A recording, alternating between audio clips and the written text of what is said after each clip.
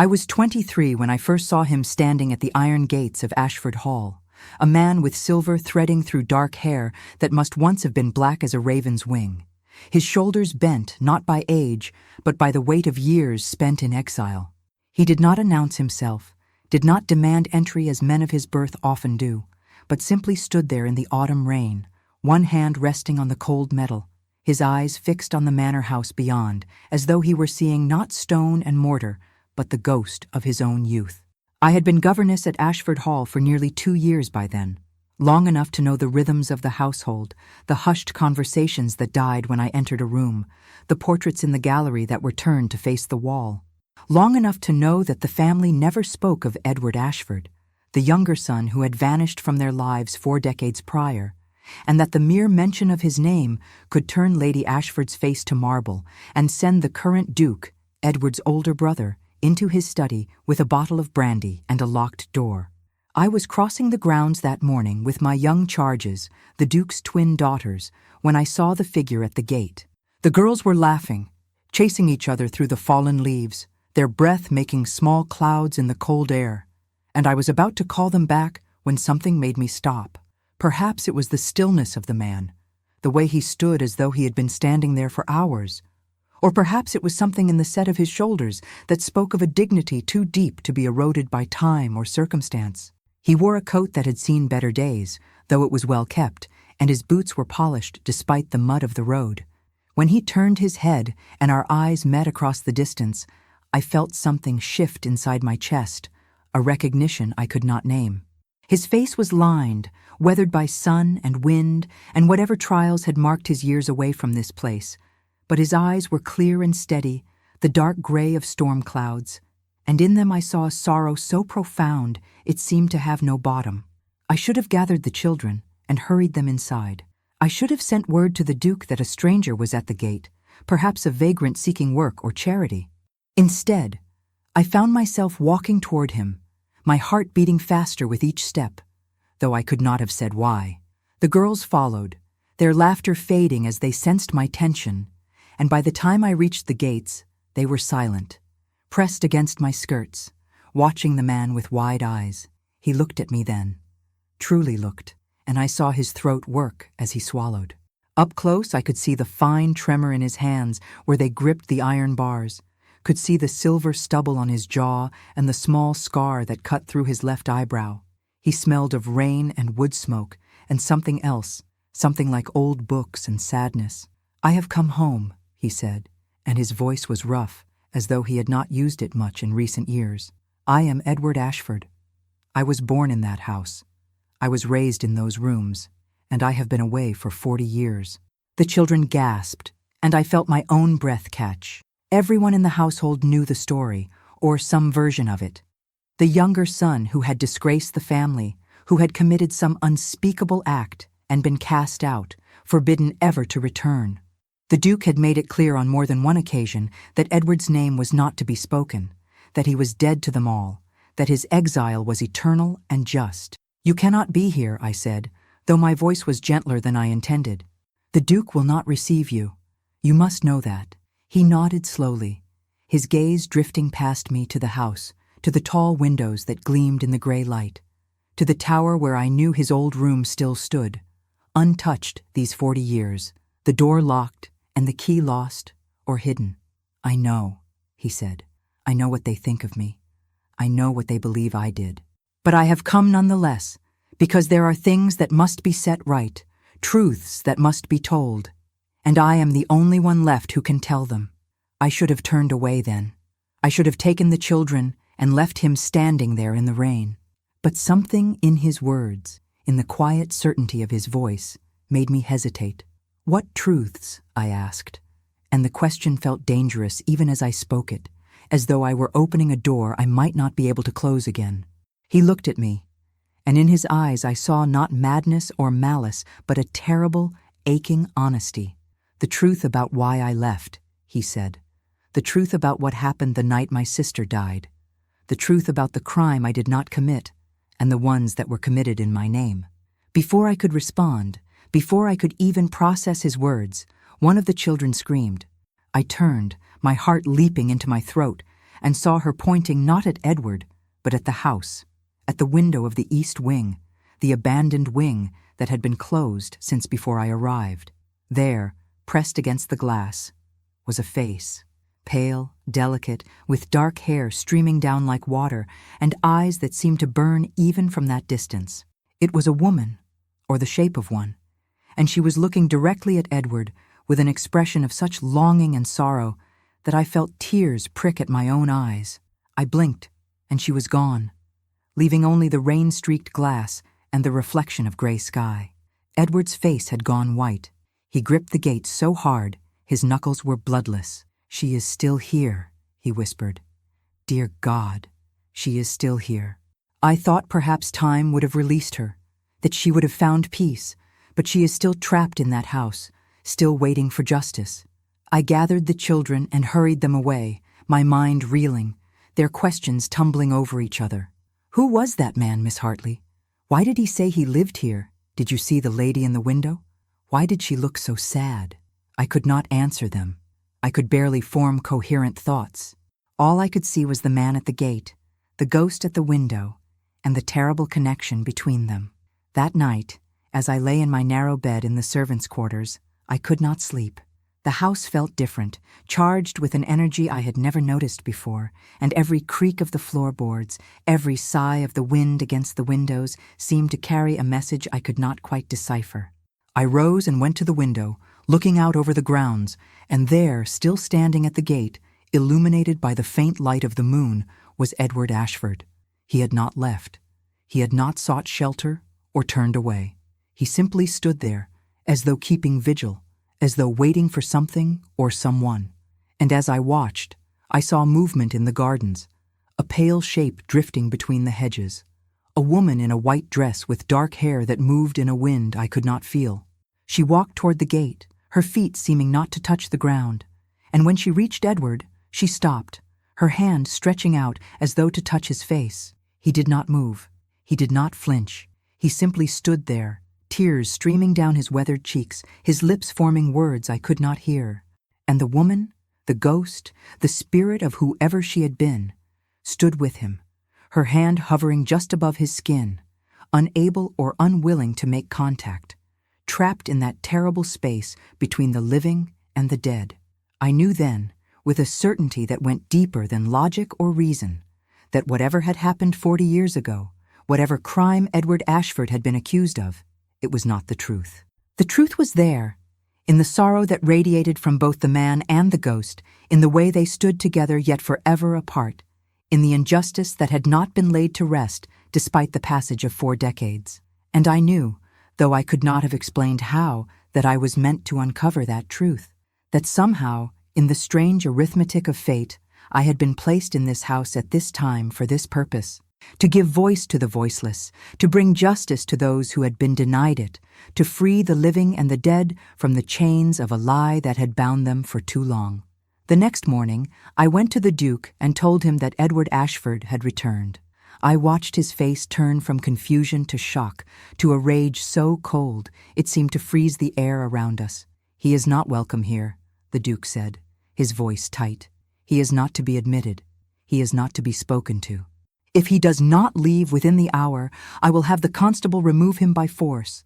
But even as the Duke spoke, I could hear it, the sound that had been haunting the house since I arrived, the sound I had tried to explain away as wind or settling timbers or the scurrying of mice in the walls. Footsteps, light and quick, running down corridors that should be empty, the rustle of skirts, the whisper of breath, the soft, broken sobbing of a woman who would not or could not be comforted. The spirits of Ashford Hall had awakened, and they would not be silenced until justice was served. The Duke summoned the constable, but Edward did not wait to be removed.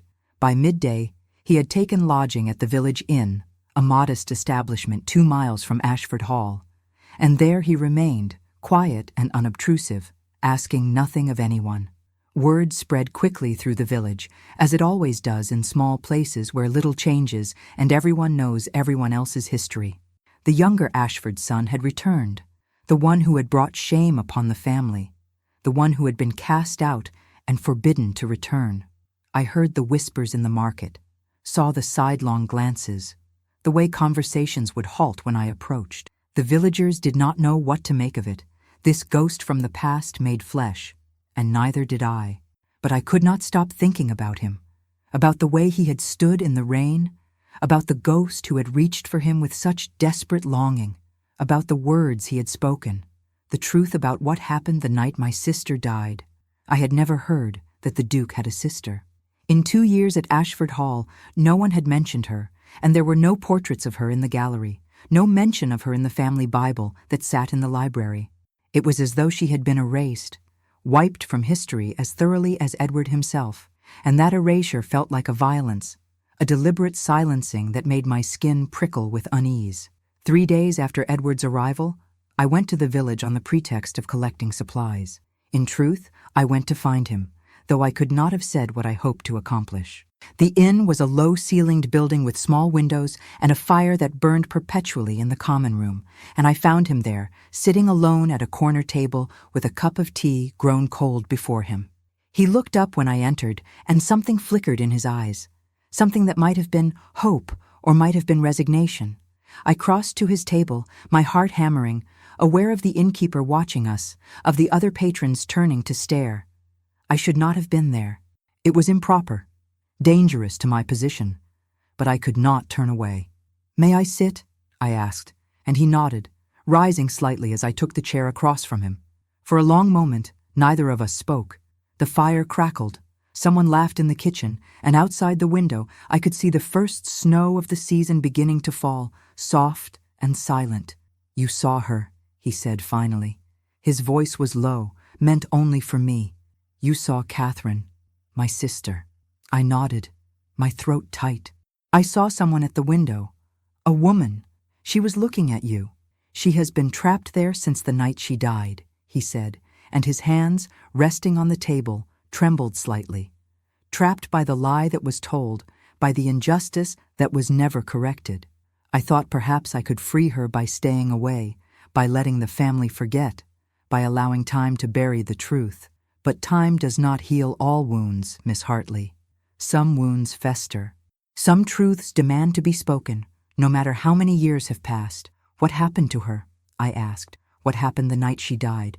He looked at me then, really looked, and I saw in his face a pain so deep it seemed to have carved channels into his very bones. "She was murdered," he said quietly, "and I was blamed for it. Cast out before the truth could be discovered, before justice could be served, because it was easier to sacrifice me than to admit what had really happened in that house." The words hung between us, heavy and terrible. Outside, the snow was falling harder now, blanketing the village in white, muffling all sound. I thought of the Duke, of his cold rage when Edward's name was mentioned, of Lady Ashford's marble face, of the locked wing and the portraits turned to the wall. "Who killed her?" I whispered. Edward's jaw tightened. Someone the family would protect at any cost.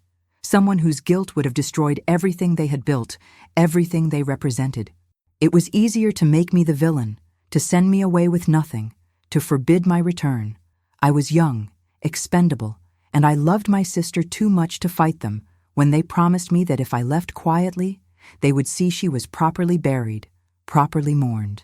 But they did not mourn her, I said, understanding dawning cold and sick in my stomach. They erased her, just as they erased you. He nodded, and I saw a tear slip down his cheek, catching in the gray stubble of his jaw. They buried her in unconsecrated ground, with no marker, no service, no acknowledgement that she had ever lived. And I have carried that knowledge for 40 years, knowing I abandoned her to that fate, knowing I chose my own safety over her memory. We sat in silence then, and I felt something shift in me, some fundamental reordering of my understanding of the world. I had thought Ashford Hall a place of respectability, of order and tradition. But beneath that veneer was something rotten, something that had been festering for 4 decades, poisoning everything it touched. "I will help you," I said, and the words surprised me even as I spoke them. "I will help you find the truth. I will help you free her." He looked at me with such gratitude, such desperate hope, that I had to look away. "You do not know what you are offering," he said. "You do not know what it will cost you. The Duke will dismiss you. The the family will turn against you. You will be branded as mad or worse. I have nothing to lose, I said, though I was not certain it was true. I am a governess with no family, no fortune, no prospects beyond what employment I can find. But Catherine, your sister, she has been silenced for 40 years. That is a debt that must be paid. That night, I returned to Ashford Hall and went directly to the library. If there was truth to be found, it would be in the family records, in the documents and letters that the Duke kept locked away in his study. I waited until the house was asleep, until even the servants had retired, and then I took a candle and made my way through the dark corridors. The study door was locked, but I had watched the housekeeper often enough to know where the keys were kept. My hands shook as I fitted the key into the lock, as I pushed open the heavy door and stepped inside. The room smelled of leather and pipe smoke and old paper, and in the candlelight the shadows seemed to move and breathe. I found the family Bible first, the massive tome that recorded births and deaths and marriages going back 200 years. I opened it with trembling fingers and turned to the pages that should have recorded the Duke's generation. There were entries for the Duke himself, for Edward, for cousins and uncles and distant relations, but there was no entry for Catherine. It was as though she had never existed. I searched the desk next, opening drawers, rifling through papers, looking for anything that might mention her, anything that might explain what had happened. And then, in the bottom drawer, hidden beneath a stack of account books, I found it. A letter, yellow with age, written in a feminine hand. "My dearest Edward," it began, and my breath caught. "I can no longer bear the weight of this secret. I can no longer pretend that what is happening in this house is right or proper or good. Father knows, and he will not act. Mother knows, and she looks away. I am trapped, dear brother, trapped by bonds of duty and family, and the terrible knowledge that if I speak, I will destroy us all. But I must speak. I must tell someone. And so I tell you, even though you are far away at school, even though this letter may never reach you, I tell you that I am afraid. I tell you that I need you. I tell you to come home." The letter ended there, unsigned, undated, but I knew with terrible certainty that it had been written by Catherine, that it was a cry for help that had gone unanswered or arrived too late.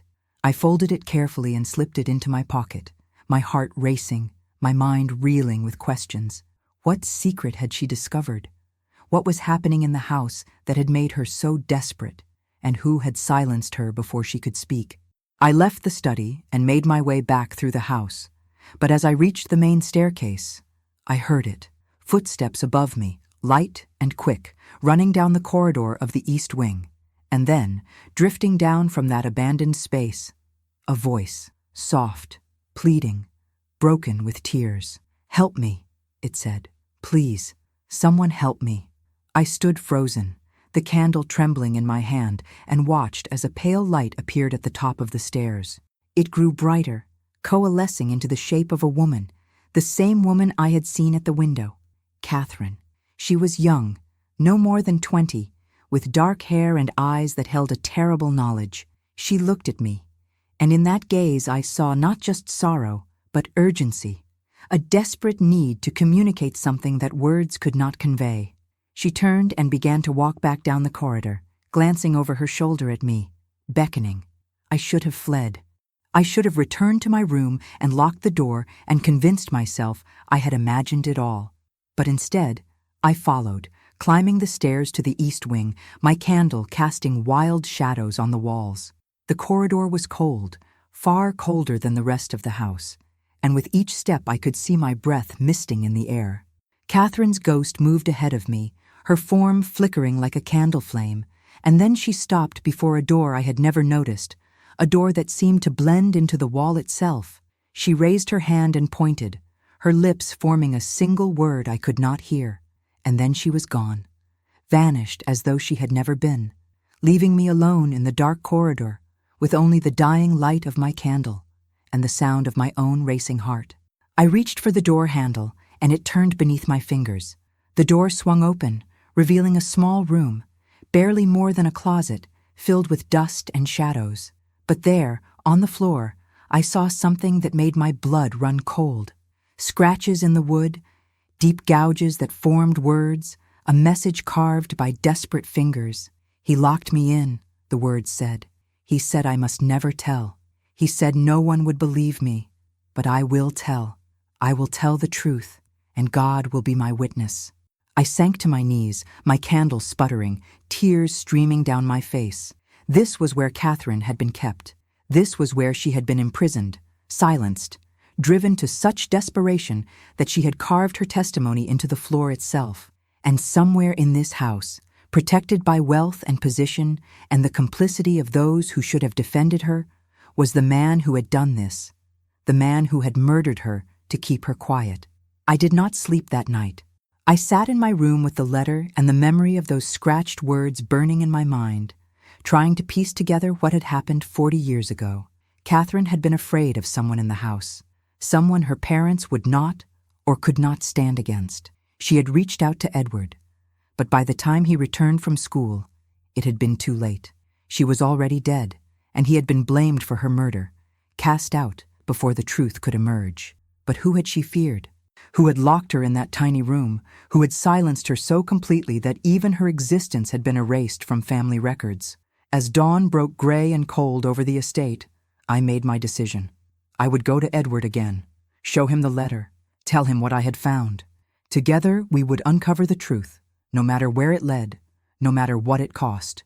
I found him walking the perimeter of the estate, his collar turned up against the bitter wind, his eyes on the house that had once been his home.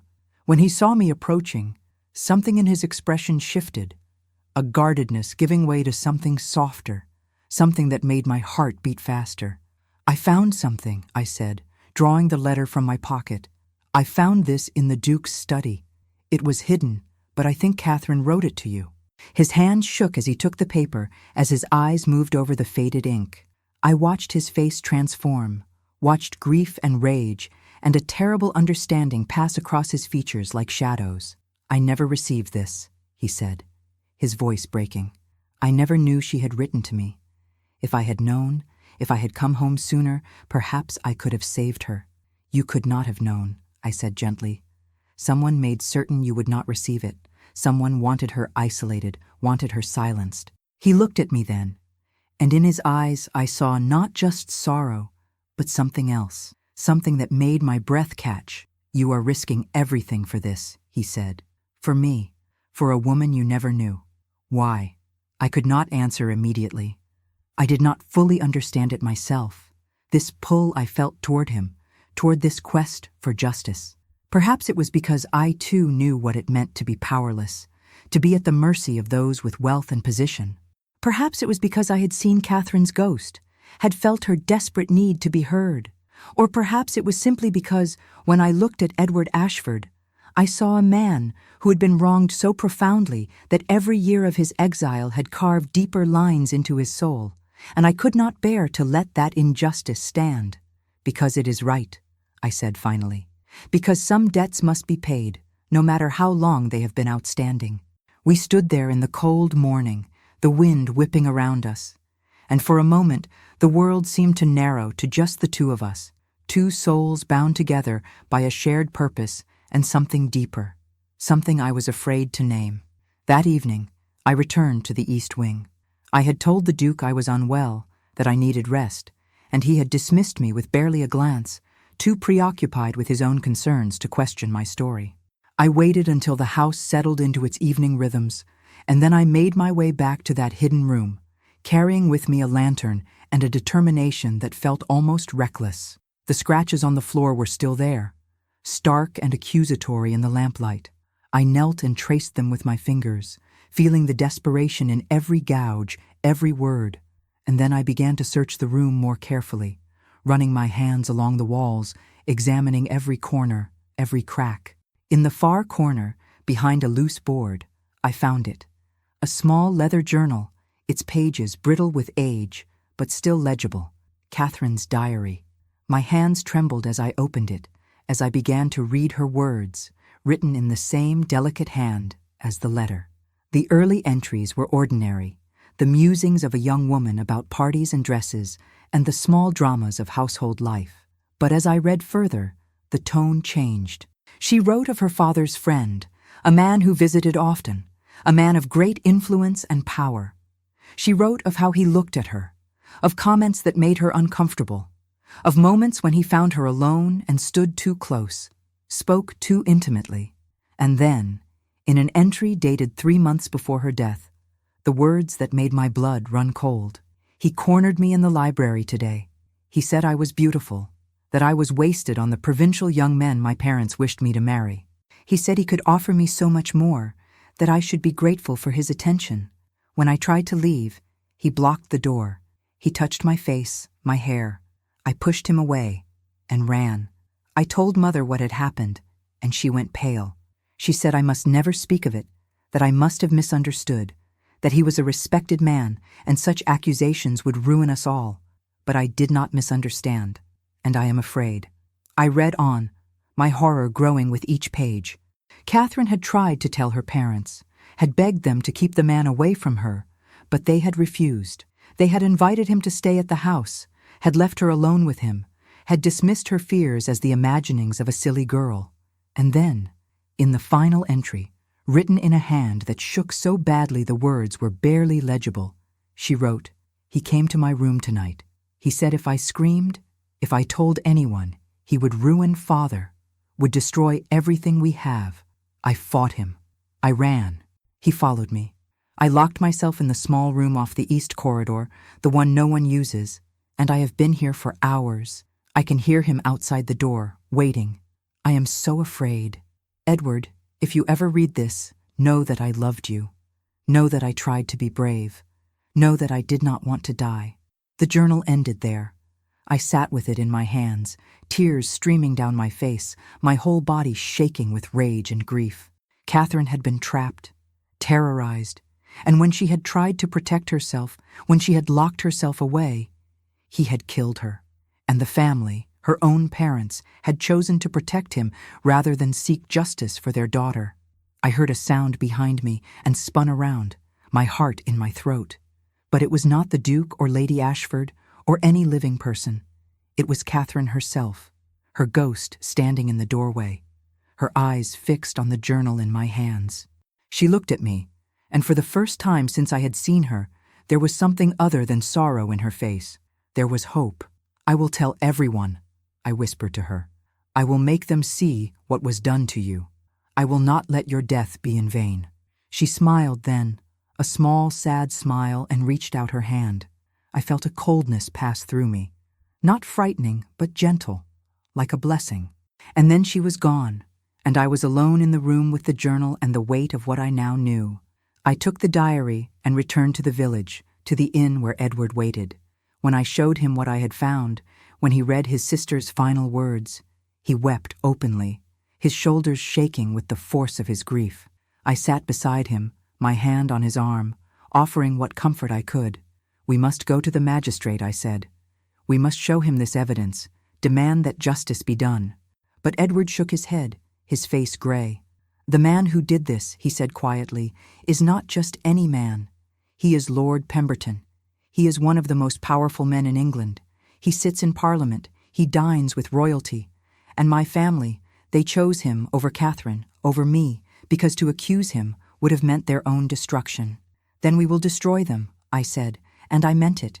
"We will bring the truth to light, no matter who it burns." Edward looked at me then, and something passed between us, something that went beyond shared purpose or common cause. He took my hand, his touch warm and solid, and I felt a connection so profound it seemed to reach into the very core of who I was. "You are extraordinary," he said softly. "Brave and fierce and good in ways I have not seen in 40 years. I do not deserve your help, your loyalty, your courage, but I am grateful for it beyond words."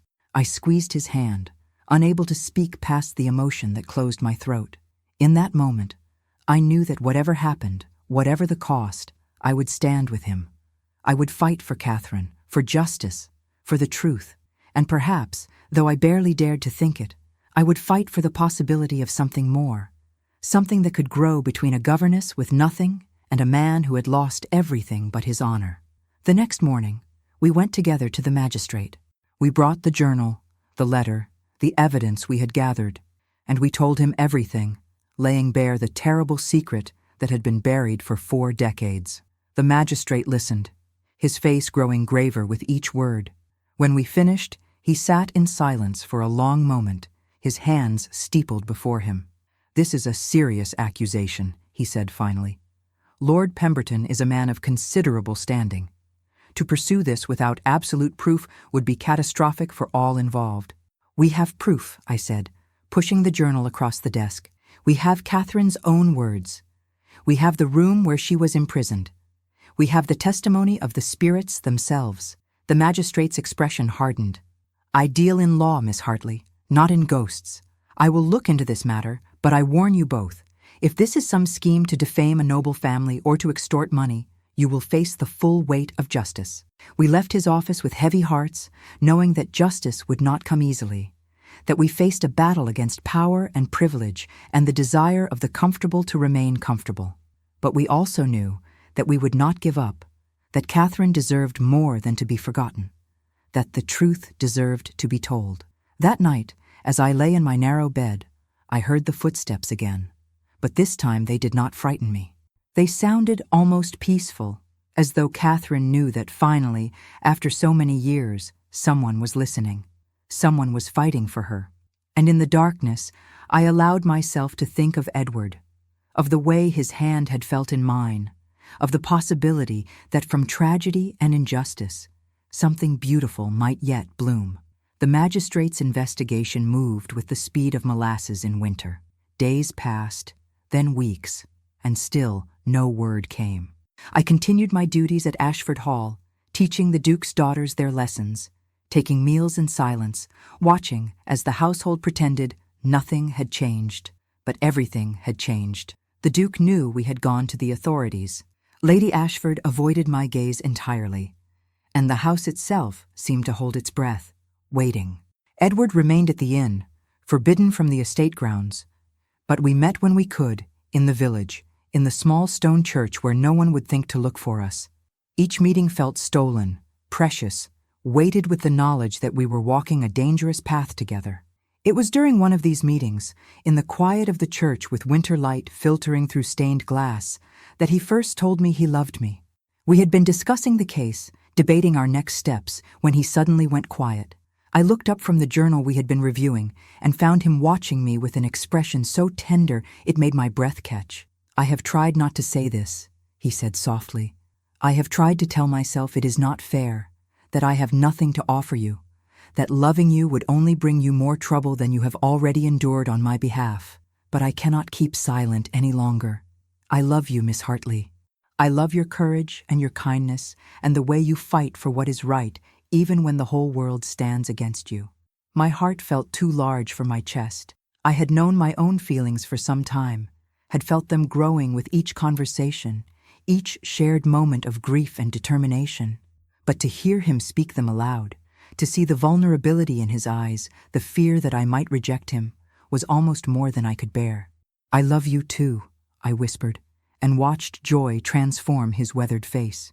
"I love you though I should not, though it is impractical and improbable, and will likely end in ruin for us both." He reached across the space between us and took my hand, and when he kissed my fingers, I felt the gesture all the way to my soul. We sat together in that quiet church, our hands clasped, knowing that whatever came next, we would face it together. But the world would not leave us in peace. That very evening, as I walked back to Ashford Hall in the gathering dusk, a carriage pulled alongside me. The door opened, and Lady Ashford's face appeared, pale and severe in the shadows. "Get in," she said, and it was not a request. I climbed into the carriage, my heart pounding, and sat across from her in silence as we drove away from the house, into the countryside. She did not speak for a long time, simply watched me with eyes that held no warmth, no softness, only a cold calculation that chilled me more than the winter air. "You have been meddling in things that do not concern you," she said at last. "You have taken it upon yourself to resurrect old scandals, to make accusations against men of quality, to align yourself with a disgraced exile who has no claim to this family's sympathy." "I was not meddling," I said, keeping my voice steady. "I was seeking justice for Catherine, for your daughter." She flinched at the name. the first crack I had seen in her composure. "Catherine is dead," she said harshly. "She has been dead for 40 years. Nothing you do will bring her back. Nothing you uncover will change what happened. All you will accomplish is the destruction of this family's name and your own ruin in the process." "She was murdered," I said. "She was afraid, and she begged for help, and no one protected her. Does that mean nothing to you? Does the truth mean nothing?" "The truth," Lady Ashford said bitterly, "is a luxury we could not afford. You cannot understand what it was like, the pressures we faced, the impossible choices. Lord Pemberton held our finances, our reputation, our very survival in his hands. To accuse him would have meant losing everything. We did what we had to do to protect the family, to protect our son, to preserve what we had built." "You sacrificed Catherine," I said, and I could not keep the disgust from my voice. "You let her killer go free, and you blamed Edward, an innocent man, because it was convenient." "We did what we had to do," she repeated, but her voice shook. "And now you will leave this matter alone. You will return to your position, keep silent about what you have found, and in time this will all be forgotten again. I will ensure you receive an excellent reference, a position with a family in London, far from here."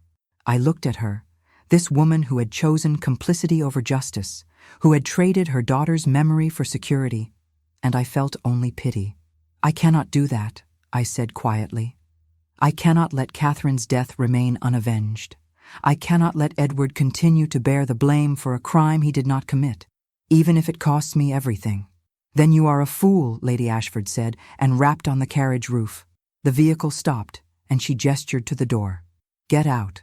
You are dismissed from your position, effective immediately. You will collect your belongings and leave Ashford Hall tonight. If you speak one word of this to anyone, I will ensure you never work in a respectable house again." I climbed down from the carriage and watched it drive away, leaving me alone on the dark road. I should have been afraid, should have felt the weight of my sudden poverty, my uncertain future. Instead, I felt only relief.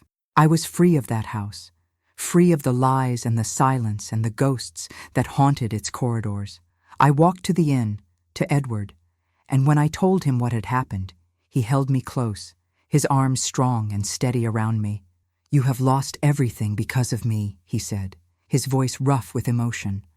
"I have lost nothing that mattered," I replied, "and I have gained something far more precious." We were married the next day, in the same small church where he had confessed his love, with the vicar and his wife as witnesses. It was a simple ceremony, no flowers or music or celebration, but when Edward slipped his mother's ring onto my finger, when he promised to love and cherish me all the days of his life, I felt a joy so pure it seemed to wash away all the darkness we had endured. But our happiness was brief. 2 days after our wedding, word came that Lord Pemberton had died. He had collapsed at his London residence, the doctor said, a failure of the heart. He was buried with full honors, eulogized as a great man, a servant of the empire, a loss to the nation. And with his death, our case collapsed. The magistrate informed us that without the accused to stand trial, without living witnesses to corroborate Catherine's journal, there was nothing to be done. The matter would be closed, the record sealed, the truth buried once again. I felt the injustice of it, like a physical blow. After everything we had sacrificed, everything we had risked, Pemberton had escaped judgment, had died in his bed surrounded by accolades rather than in disgrace as he deserved. And Catherine, sweet Catherine, who had suffered so much, would remain a ghost, forgotten by history. But Edward, my husband now, took my hands in his and spoke with a quiet conviction that steadied me. "Justice in this world is imperfect," he said. "We cannot control how others remember Pemberton or what honors they heap upon his grave. But we know the truth. Catherine knows the truth. And that truth has been written down, preserved in her own words. One day, perhaps not in our lifetime, but one day, someone will read her journal and they will know what was done to her. The truth has a way of surviving, even when we think it has been silenced." That night, we returned to the East Wing one final time. Edward had permission from the new Duke, his nephew, a younger man more willing to face the family's dark history, to enter the house and pay his respects. We went to that small room where Catherine had spent her final hours, and together we read her journal aloud, every word, every fear, every moment of her courage. And as we read, the room grew warm. The oppressive cold that had always clung to that space lifted, replaced by something that felt almost like peace. When we finished, when we closed the journal and sat in silence, I felt a presence beside us, gentle and grateful. Catherine appeared one last time, her ghost more solid than I had ever seen it, almost real enough to touch. She looked at Edward with such love, such forgiveness, and then she looked at me. "Thank you," she seemed to say, though no sound came from her lips. "Thank you for hearing me. Thank you for remembering." And then, with a smile that held no more sorrow, she faded, not disappearing but dissolving into light, released at last from the chains that had bound her to this world. The room fell silent, truly silent for the first time in 40 years. Edward wept then, tears of grief and relief and love, and I held him as he mourned not just the sister he had lost, but the decades of separation, the injustice that had defined his life. And I knew that though the law had failed us, though Pemberton had escaped earthly judgment, we had given Catherine something more important. We had given her voice. We had given her memory. We had set her free. We left Ashford Hall that night and never returned. The Duke offered Edward a small inheritance, an acknowledgement of the wrong that had been done, and with it we purchased a modest cottage in a village far from that place of grief. We lived quietly, teaching the local children, tending a garden, building a life together from the ashes of the past. But I never forgot Catherine, and neither did Edward. We kept her journal safe, and we told her story to anyone who would listen, ensuring that she would not be erased from history, that her courage would be remembered even if her name was not written in the family Bible. 10 years have passed since we left Ashford Hall, 10 years of quiet contentment in our cottage by the sea, 10 years of building a life from love and shared purpose rather than wealth or position. I am 33 now, and Edward is past 60, his hair fully silver, his face lined by time and weather, but peaceful in ways it never was when I first met him at those iron gates. We have no children of our own, but the village children come to us for lessons, and we teach them reading and mathematics, and when they are old enough to understand, we teach them about justice and courage and the importance of speaking truth, even when silence would be easier. We tell them about a young woman named Catherine, who lived long ago, who was brave and good, and who deserved better than the world gave her. Some nights, when the wind blows in from the ocean and the house creaks and settles, I think I hear footsteps, light and quick, like a young woman running, but they do not frighten me. They feel like a visitation, a reminder, a blessing from someone who has found peace, but has not forgotten us. Edward keeps Catherine's journal in a locked box in his study, and once a year, on the anniversary of her death, he takes it out and reads it from beginning to end. I sit with him during these readings, my hand in his, and we remember together. We remember her fear and her courage, her love for her brother, her desperate hope that someone would hear her. The world has changed around us in small ways. The new Duke, Edward's nephew, has proven to be a man of more conscience than his father. 3 years after we left, he had Catherine's remains exhumed from the unmarked grave where they had been hidden and reburied in the family plot with a proper headstone. It reads simply, "Catherine Ashford, beloved daughter and sister, gone but not forgotten." It is not justice, not fully, but it is acknowledgement, and that is something. Lord Pemberton's name is still spoken with respect in certain circles, his legacy preserved by those who never knew what he truly was. But there are whispers now, rumors that have begun to circulate, stories about his predatory nature, about young women who disappeared from social events, about families who were paid to keep silent. The truth, as Edward said, has a way of surviving. As for Lady Ashford, she lived another 5 years after we left, dying of a wasting illness that the doctors could not explain. I heard she spent her final days calling for Catherine, begging forgiveness from a daughter who could no longer answer. I hope she found some peace in the end, though I cannot forget what she chose to protect and what she chose to sacrifice. Edward and I have built something beautiful from the ruins of the past. Our marriage is not the grand romance of novels, full of passion and drama, but something deeper and more enduring. It is a partnership forged in shared grief and shared purpose, a love that has been tested by fire and found to be true. He is my best friend, my companion, my comfort, and I am his.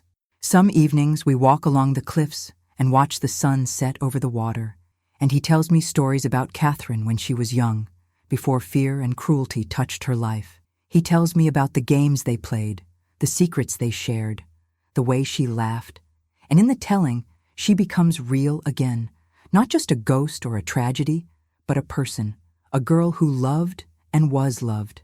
One night last autumn, as we sat by the fire with the wind howling outside, Edward turned to me with a question he had never asked before. "Do you regret it?" he said. "Do you regret what you sacrificed for me, for Catherine, for a justice that was never fully realized?" I looked at him, at this man I had chosen over security and respectability, this man who had been broken by injustice but had somehow remained kind and good and true. I thought about the life I might have had if I had stayed silent, if I had accepted Lady Ashford's offer of a position in London, if I had chosen the safe path. "I regret nothing," I said, and I meant it with every fiber of my being. I would make the same choice 1,000 times over. Because we did give Catherine justice, even if the law failed us. We gave her a voice, we gave her memory, we set her free, and we found each other in the process, which is its own kind of miracle. He took my hand then, his fingers warm and steady, and we sat together in comfortable silence, two people who had fought the darkness and emerged not unscathed, but whole. Last month, we received a letter from a young woman in London, a writer who had heard whispers about Catherine's story and wanted to tell it properly, to publish it as a cautionary tale about the abuse of power and the importance of believing those who speak against the powerful. Edward and I discussed it at length, weighing the risks of exposure against the value of Catherine's story reaching a wider audience. In the end, we agreed. We sent her the journal, along with our own testimony, and gave her permission to use Catherine's words. The book will be published next year, under Catherine's name, her story told in her own voice. It will not restore her life, will not undo the harm that was done to her, but it will ensure that she is remembered, that her courage is recognized, that other young women who find themselves in similar circumstances might know they are not alone. Edward wept when we sealed the package and sent it to London. These were not tears of grief, but of relief, of completion, of a promise finally kept. "We have done what we set out to do," he said. "We have given her justice in the only way we could." Yesterday, as I was tending the garden, I looked up and saw a young woman standing at the gate. For a moment, my heart stopped because she looked so much like the Catherine I had seen in photographs, dark-haired and delicate with sad eyes. But as she came closer, I realized she was real, flesh and blood, and she carried a letter in her hand. She introduced herself as Catherine's great niece, the granddaughter of a cousin who had emigrated to America years ago. She had heard about our efforts to preserve Catherine's memory, and she had come to thank us, to tell us that the family, the branches that had scattered across the world, remembered Catherine not as a scandal, but as a victim, as someone who deserved better. We invited her in and spent the afternoon talking, sharing stories, piecing together a fuller picture of the young woman whose death had shaped so many lives. And when she left, she pressed something into my hand. It was a locket, old and tarnished, with a photograph inside. Catherine and Edward as children, arms around each other, smiling at the camera with the uncomplicated joy of those who do not yet know what the world will take from them. Edward wept when I showed it to him, and I wept with him, not from sorrow, but from gratitude. We had fought for Catherine's memory, and now her memory was being preserved not just by us, but by others, by family who had been told the truth and had chosen to honor rather than hide it. That night, as we lay in bed with the sound of the ocean in the distance, Edward turned to me and said something he had said many times before, but which never failed to move me. "You saved me," he whispered. "When I came back to those gates, I was a broken man with nothing left to live for. And you gave me purpose, gave me love, gave me a reason to keep fighting. You are the best thing that ever happened to me." I kissed him then, tasting salt from tears we had both shed, and I told him the truth that lived in my heart. "You saved me too," I said. "You taught me that courage is not the absence of fear, but the choice to act despite it. You taught me that love is not grand gestures, but quiet steadfastness. You taught me that justice, even when delayed, even when imperfect, is always worth pursuing. We have grown old together, Edward and I, in this cottage by the sea, with Catherine's memory woven into every day we share. We are not wealthy, we are not famous, we did not achieve the dramatic courtroom victory I once imagined. But we loved and were loved. We fought for truth when it would have been easier to accept lies. We gave voice to someone who had been silenced. And Catherine, wherever she is now, whatever peace she has found beyond this world, knows that she was not forgotten, that two people who never knew her in life loved her enough to risk everything for her memory, that her story will be told, her courage recognized, her truth preserved. I am an old woman now, or will be soon enough, and Edward's hair is white as snow and his hands shake when he writes. But when I look at him across the breakfast table, when I see him smile at something one of the village children has said, when I feel his hand reach for mine in the darkness, I know that we made the right choice. We chose love over security. We chose truth over comfort. We chose justice, however imperfect, over silence. And in the end, that is the only legacy that matters. Not wealth or title or position, but the knowledge that when we were called to stand for something greater than ourselves, we did not turn away. We stood. We fought. We loved, and the spirits, having demanded justice, have finally found peace.